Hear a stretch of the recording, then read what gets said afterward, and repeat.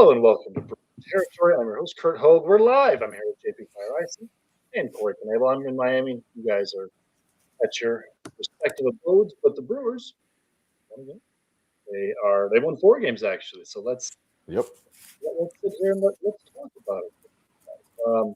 Corey, I'll kick to you right away. Let's talk about your guy, Big Woo. Yeah, you're excited to talk about this outing today. So, what kind of stood out to you when you watched this? I mean, look, obviously, one of the main things to me that stood out was the guy pumped 96 today. All right. I saw 96 in there, and I know that obviously, it's not the Big Woo throwing 100 that he used to, but one of the toughest parts of coming back from shoulder surgery is getting that velo back. And obviously, he said he's not worried about it, but I know for him, that's got to be a great feeling. Seeing the 96 pop up on the radar gun is a great feeling for him. And, man, I mean, he was electric, dude. His changeup, he was attacking hitters. The changeup was on today. I saw him throw his sinker a couple times, a handful of curveballs. But, look, nothing got to him, man. He was going after every single one of them, attacking. And, look, when you get the lead, too, he got a 4-1 lead. That was huge to get into the longest start of the Brewers this year, right? 7 innings. So, man, it's good for him, man. Awesome to see. JP, what did you think watching his start?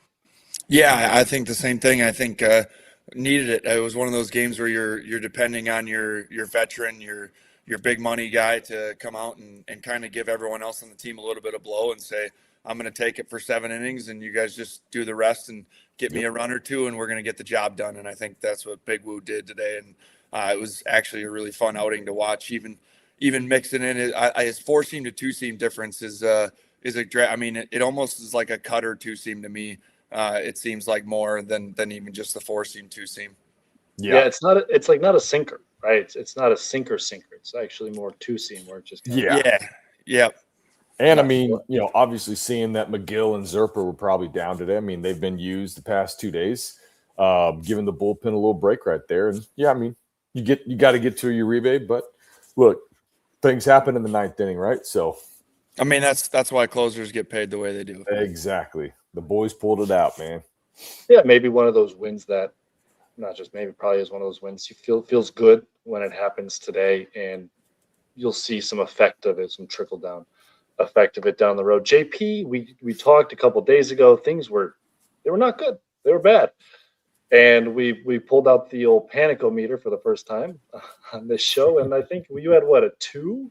Yeah, I think I was at a 2. I was pretty low on the which was on the pretty list. low, considering Yelich had just gone on the IL. They had lost 6 in a row, and they had a bunch of other guys that are still hurt too. So, you're probably feeling pretty good about that right now that the Brewers have rattled off 4 straight.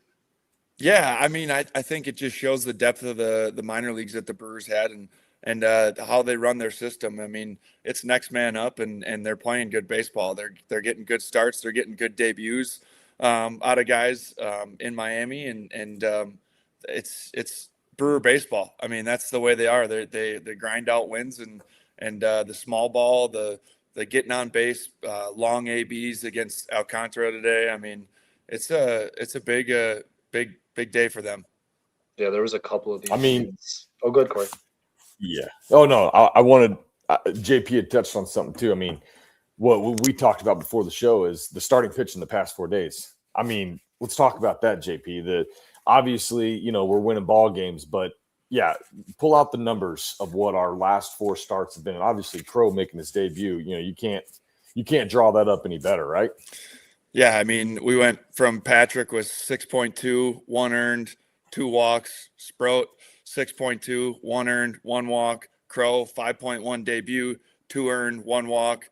Woodruff 7, 1 earned, 1 walk. I mean, that's just getting after guys, getting in the zone, getting deep into the game, and allowing guys to get a little more rest out of the bullpen. And I mean, tomorrow's gonna be great. They're gonna have Ashby, McGill, Zerpa all ready to go, and just keep rolling that way. And an off day on Monday, so exactly. Yeah, perfect. I don't know if I'm a betting man.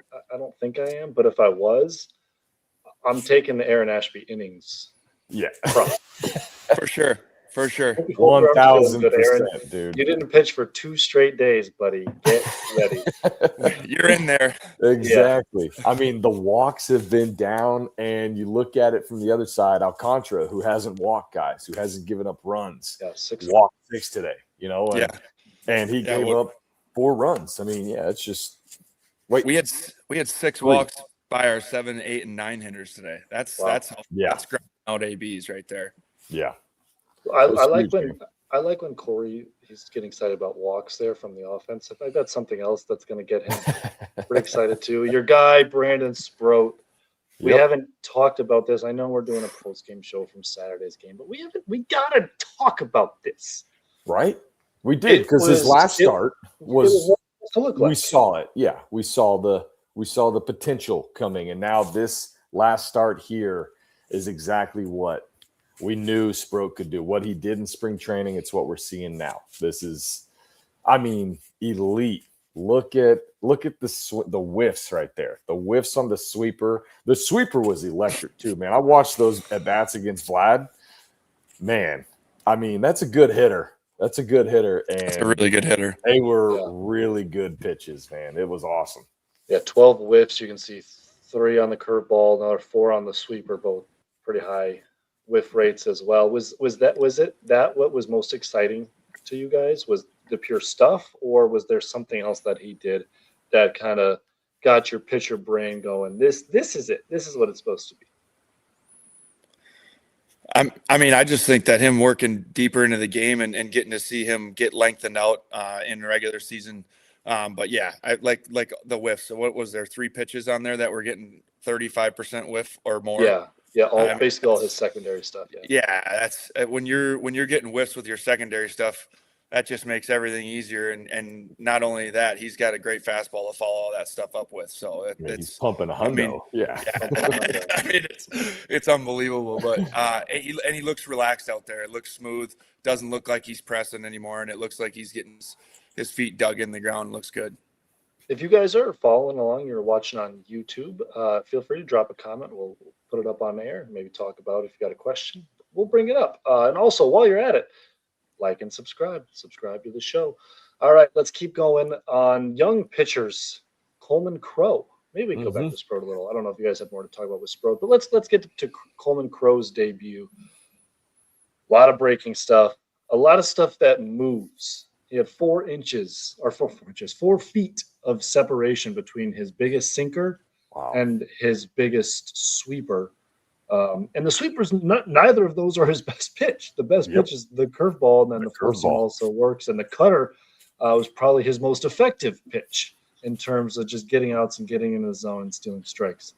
So all of that said, which of those things was the most eye-opening to you? And I'm guessing, I don't know how much either of you two have been able to watch, like sit down, fully take in a Coleman Crow start. So what stood out? That was the first time, honestly, that I've seen a Coleman Crow start. So I love the way that this guy pitched. He's not going to blow you away with the velocity, right? You're not going to see that. So it was elite stuff. And I mean, also when you're getting guys on, he's still going after him. He was still able to change up his looks. He's attacking up there. I thought he was quick to the plate when he needed to be. He made his pitches when he needed to make them. And the curveball, I mean, I'm a sucker for curveballs. I loved the way the curveball broke, man. It was sharp. He had it in great spots. I didn't see any curveballs. Correct me if I'm wrong, but I didn't see any above the zone. Everything was missing down below the zone or right where it needed to be. So, no, the guy's a pitcher. That's all there is to it. I mean, I think Big Woo might be learning from that a little bit. He's finally. I mean, Big Woo back in the day was a thrower, right? He'll even tell that he would just throw it, and he had the stuff to do it, right? And now he's learning how to pitch, and maybe these young guys are kind of showing him a little bit of this and a little bit of that. It's kind of fun to see. PJ says kudos to Hookie Henderson and the coaching staff. Corey, do you want to give us a Hendo shout out? Nope. I know you love us. Come on, Hendo. Yes. This was as Trevor McGill said after Coleman Crow's debut. He said, "Holy shit, this guy's disgusting." And also, this is exactly what the Brewers do. And yeah, that's Yeah, that's about Yeah. right. Thanks to ADBLSA9 for love the show, boys. Love you back. I speak on behalf of all my Thank you. co-hosts here. I want to pull up the Coleman Crow Savant page here from that game. If I may direct your attention, fellows, to the far right-hand column here of horizontal break and just the stupid numbers that there Wow. are. 25 inches on the sweeper, another 25 on the sweeper, another 24 on the sweeper, and then a sinker that runs 23 inches. What? I mean, Okay, yeah, like dude. obviously, this is insane. Can you guys, from a pitcher's perspective, though, can you explain to me why this is so hard and why no one can do this? I mean, look at his arm slot, dude. I'll let JP talk because I can't make balls move like that, man. Well, and that's just it. Is normally everyone has one direction, right? Yeah. They're able to, like Corey, up and down. Corey had up and down. And most guys have, like, if they have like a really good breaking ball cutter, like they'll do curveball, slider, sweeper, they can move stuff left. And maybe they have like a two-seam that runs right, half, I mean, not runs 20. right. Yeah. Like just like not leaks right almost. left-hand slider right. When you can throw 20 plus inches both ways, I mean, that's like, Corey, remember when Corey Kluber was doing the inside attack on guys and then the sweeper, like that's just scary. I mean, as a hitter, it could be behind you and it's in the zone, and then it could be behind you and it could be way behind you. Like it's just that 20 inches plus on any pitches and being able to do it both ways is incredible. And there's really it's really hard to make your hand move that way when you're throwing a baseball. So the fact that he can do it is incredible. Yeah, being able to go in both directions, right? And then if we look at these curveballs down here a little bit, if you guys can see that. Also getting 16 inches of vert, 15 inches of vert, 14, 13. Dude, that's awesome. I mean, that's elite. Too. I mean, that's the pitching lab, though. I mean, coming from a guy that got to be in the pitching lab and learn a changeup in there. I mean, that's literally where my changeup came from, was the Brewers pitching lab. So I don't know if they've been working on, if they have during spring training, if the guys just get to go in the lab and test things out, but it's working. I mean, classic Brewers, building guys up and creating something out of them. Yeah, so he's the sweeper. The sweeper's new this year, and then the cutter was new last year. So probably where it's fun. JP, what is your change-up pitching lab story? Is there a story there? Yeah, actually, I got brought in after I got traded over to Milwaukee at the end of 2019. 2020 spring training, I came into spring training with just a fastball and slider, and literally worked in the lab with McKinley, Hookie. Cam Castro was in there too a little bit. So we went in there and they showed me videos of Devin's changeup. They're like, yeah, this is the changeup we want you to throw.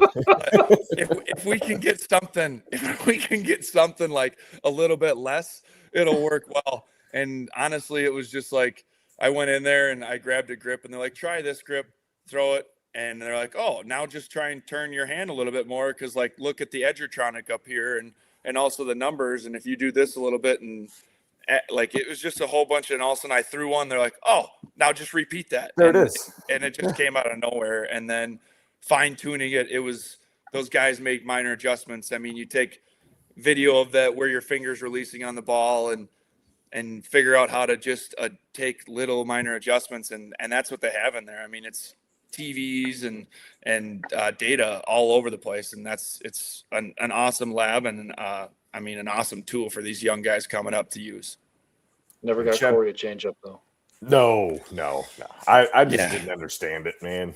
But Chad Patrick, do what? When you got what you got, you don't when you can riff it, yeah. Chad Patrick, I mean, he's talked about it, dude. That guy loves the pitching lab, and he's in there almost every day that he can be in spring training. He's talked plenty about it, and I mean, you look at the guy's stuff, and it shows. I mean, he's a perfectionist, man. So that's what the pitching lab does. It's awesome. It's awesome to see guys work on their craft and get better, just constantly. Yeah. They're artists, man.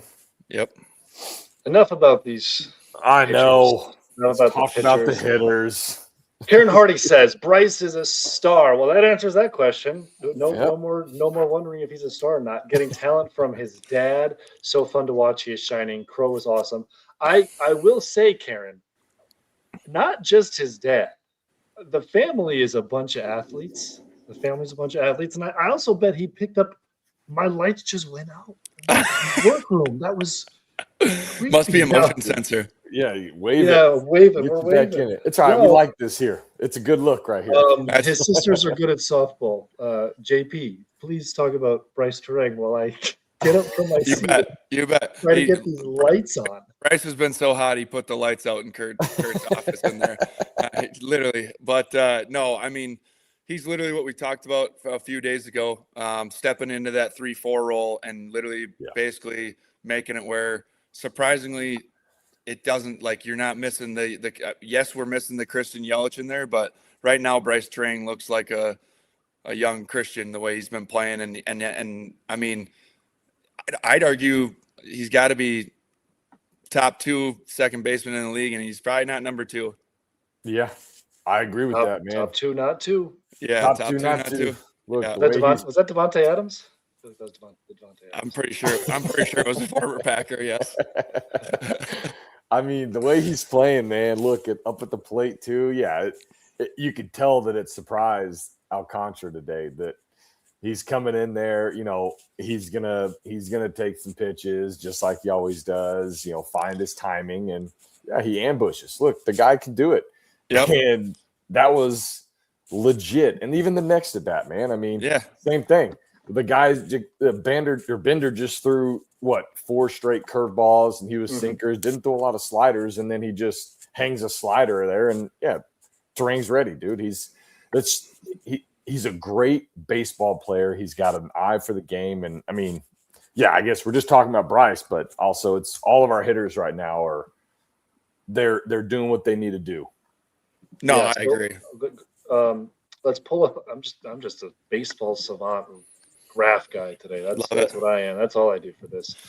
I want to direct your attention to a couple of these very red bars.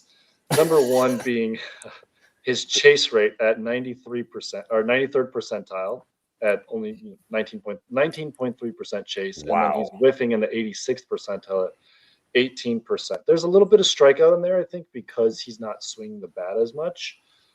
But you look at this bottom one and, he's not swinging the bat as much. He's also walking after today. It's got to be around like 20% total walk rate. Is this the evolution of Bryce Turang right in front of our eyes, where first we saw the defense and then we saw the power last year? Are we seeing the next step, which is the plate discipline? Yeah. I mean, I hope it consistently keeps going like this. And then when all the guys come back, this lineup's going to look scary. Like it's an added tool for them, in my opinion, and something that, maybe they thought they'd get a little bit out of Bryce, but they're getting everything that they want for sure. I mean, look, and I think the whole team is seeing it too, right? The whole team is seeing the discipline up there, and it's just spreading. It's a virus that's spreading through all of them, man. They're not a virus. I mean, this is great. I think it's everyone's plate discipline right now. I mean, even Ortiz today, man. I thought Ortiz had some pretty good plate appearances today. It was a good day for Ortiz. 2 walks on the day. So, I mean, it's not easy to do. And I mean, they were just coming in and drag him, dude. Drag him. They drag him. They did drag Sandy Alcantara. Eventually, he cracked. They stranded most of these walks for the first 4 innings, and then eventually they made a break. All right, I have another question on Turang. This one, I'll pose this one to you, Corey, because I feel like I just have an inkling this is something you're passionate about. Give your plea to the Brewers to lock up Bryce Turang. That's not a question. That was a statement. Yep, it was a statement. Please. I mean, you talked about it, right? You talked about it in spring, and I think they missed their opportunity, right? They could have tried, but they also understand that the number, and he's just making a huge case for the number now. So if you want to lock him up, it's not going to be cheap, but look, you got to, man. This this is your player. Yeah, I mean, he's definitely becoming a Brewer fan favorite for sure. I mean, but his defense, I mean, I don't know how many plays I watched today where he's rolling to the left and just picking it up and just nice, easy toss to first. And it's there. It's on the money every time. Yeah. I'm like, I mean, we know his gloves there, but it is just, it really is impressive. And and you guys know this too. It's more impressive, I think, when you see him in person, because on camera, it doesn't let you see like how quickly he reacts and how he's already like, I guess you can probably see how he's already at full speed, but there's a couple of plays he made. The one like ranging up the middle today and kind of double clutched it and then made the throw. But I was like, oh, that's a tough. Oh no, he's there easily. Yeah. That first step is so quick and so explosive. Most guys would be getting to the ball where he's already there. He's reading it off the bat. He's got that I don't know. He's got the edge on almost everybody out on the field, man. That's just right. That's what he is. He's a player. I'll say this. Just I think like you said, Corey, the window to lock him up for cheap is gone. Yeah. But that doesn't mean you can't lock him up. Yeah, you can still lock him up. True. You can still lock him up. It's not my money. But even if it was, that means I have lots more money than I have now. I would pay Bryce Turang. That's just my 2 cents. We do have another question here about Turang. Also, Contreras, in my opinion, Turang and Contreras really benefit from playing the WBC. What are your thoughts on that one? I mean, yeah, right now, obviously it's early in the season still. You know, we're not even a month into the season, and they were ready a lot earlier than majority of guys going to spring training. So, yeah, I mean, right now they're getting that early edge. You know, pitchers are still finding, right? You can agree to this, JP. Most pitchers are still starting to find it, and then hitters are still starting to find it as well. You give it, probably May, and that's whenever everyone's kind of getting into their peak form. So, yeah, they're a little earlier than everyone else. And, yeah, I mean, right now it is benefiting for them. It is. I agree. Yeah, I would agree with that. Okay, JP. Okay. No. Well, we got a couple more questions here, some more stuff to talk about, but I don't want to get on too much of a roll where we forget our sponsor of today's show. So let's hear a word from them.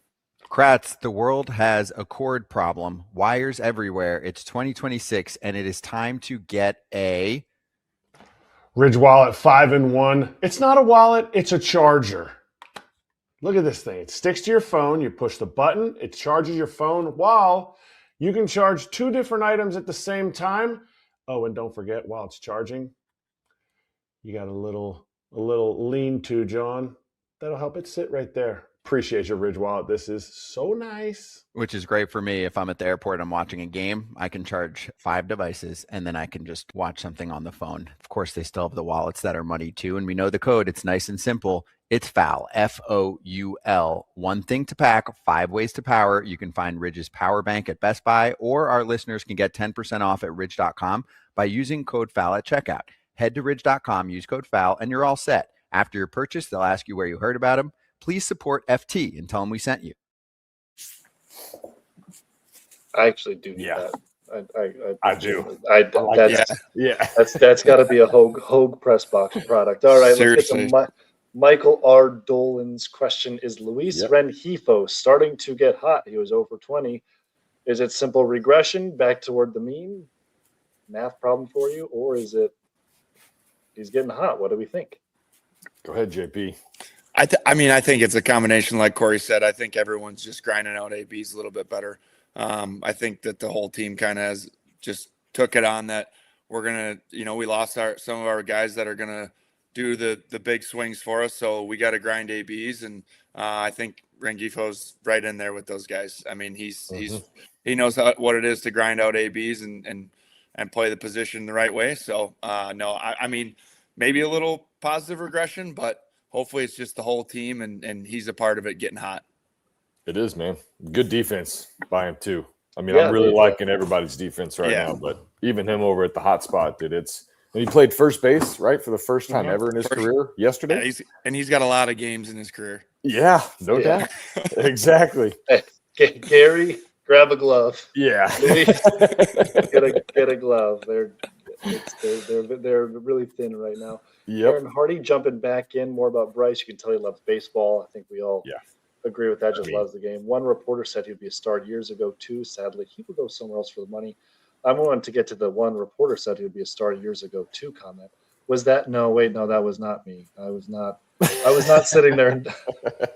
Like hands up there. I'll admit to it. I was not sitting there in 2022 watching him, or 23, whatever his rookie year was, and saying this guy's going to hit 25 homers. That caught me by surprise. I don't know about you guys, but sadly he will go somewhere else for more money. Was that a question? It looked like a question. It was said as a statement. Was, but will he go somewhere else? What do you think, JP? Yeah, it's a topic down the road, but let's get to it now. Yep. I mean, sadly, he will go somewhere else for money. It all depends on if the Brewers want to make him, their guy. That's literally. Yes. Are we going from Braun to Yelich to Turang? Is that what we're doing? I mean, we'll see. It's money is never. That's above my pay grade. I don't know how you figure out numbers and anything like that, but I really hope he sticks around because he's been an awesome player to watch. Well, there might be something coming to a website near you soon. Maybe someone asked Bryce about an extension. Come on. I mean, maybe he had some answers. Maybe we talked about it. I don't know. I'll give you a sneak peek to that. Bryce played his cards close to his chest, as he should. Per usual. Yeah. Corey, did you ever get asked? I know the Brewers never asked you. Asked for what? Is your wife ever like? When's the contract extension coming? When's the long term? I know. I was always waiting for it. Did the reporters swamp you about that? Why does no one want to give me a multi-year deal when I stay healthy like maybe half of the year? Come on. Come on, just lock me up, man. No, I never got a multi-year deal, man. I said if I ever would, though, I mean, that would be exciting, but nah, we knew our cards, man. We're playing for those every year. Every year we got to go out and get a job, man. That's just how it was. That's reliever life. Yeah.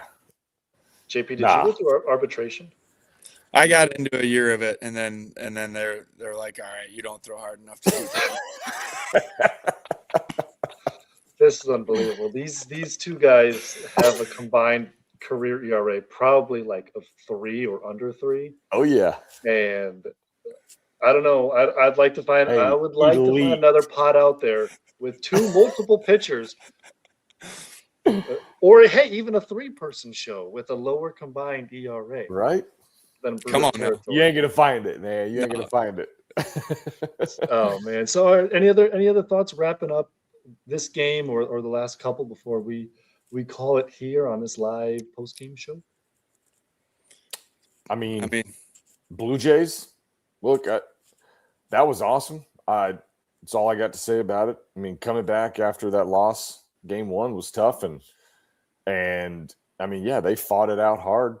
Both those games, 1-run games, and even in Miami, man, nothing's easy. I think that, and there we go. I was looking at the standings. I don't know why I did it, but I did think it was pretty cool. Yeah, the NL Central is stacked right now. I would agree with that. And yeah, I mean, the Brewers, they just got to keep playing some good baseball, man, because it's not going to be. We haven't even played an NL Central team, have we? No, the Brewers won their first National League game on April 17th. Yeah, so it's incredible. I mean, it's they're saving everything for the ending. They want every game exactly in August and September to be just Cubs Brewers, home away. Yeah, exactly. Yes. Yeah, I sent this out today. The the National League Central entering the day, and I think this will be. Well, the Pirates are playing right now, but it might still be true at the end of the day. The National League Central has 4 teams that would have the best record in the American League. Yeah, and the Pirates. You said it. Pirates. I didn't agree with you, but you said, "Hey, don't sleep on the Pirates this year." I think that was the spring training. I don't think the American League is anything like the National League this year. No. At one point in time, I think the Twins were the most winningest team in the American League. So, man, not great. Not great. Not great, dude. Not great for the rest of them. Good for some of the people up by you, though, JP, in River Falls territory. Yep. All right, folks. Well, that'll do it for another fun show, post-game live show of Brewer Territory, part of the Foul Territory Network. We're going to keep trying to do some of these live shows. We enjoy them. We hope you do as well. We'll see what the Brewers have in store for us on Sunday. We probably have another show for you coming pretty soon. It's Miz against Yuri Perez, pitching matchup. Lovers rejoice. Thanks, JP. Thanks, Corey. And thank you for listening or watching. Please subscribe to the show. We'll catch you sometime.